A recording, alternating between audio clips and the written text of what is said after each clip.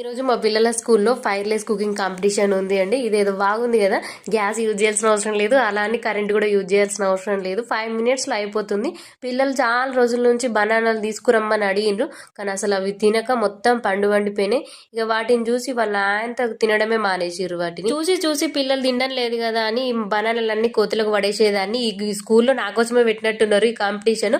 ఈ బనానాలన్నీ స్మాష్ చేసి ఇందులో కొన్ని బిస్కెట్స్ పౌడర్ చేసి పోసేసిన. అలానే కొంచెం గట్టిగా అవడానికి అని చెప్పి కోకోనట్ పౌడర్ ని కూడా మిక్స్ చేసిన. కోకోనట్ పౌడర్ కొంచెం యూజ్ చేసి కొంచెం సైడ్ కి పెట్టేసిన, ఎందుకంటే తర్వాత యూజ్ చేద్దామని చెప్పేసి. వీటి కొంచెం చేతికి గీ పెట్టుకొని రౌండ్ బాల్స్ వేసుకున్నాయి. రౌండ్ బాల్స్ వేసుకున్న తర్వాత సైడ్ కి పెట్టుకున్న కోకోనట్ పౌడర్ ఉంటాయి చూడు, ఆ బాల్స్ ని అందులో డిప్ చేసుకుంటూ పెట్టేసినాయి. ఇంత ఈజీ ప్రాసెస్ తెలుసా, ఒక 10 minutes లో అయిపోయింది. మార్నింగ్ మళ్ళీ ఇదే ఏం తింటారులే అని మళ్ళీ సైడ్ కి కొంచెం పులిహోర కూడా వేసిన, పులిహోర కూడా బాక్స్ లో పెట్టేసిన.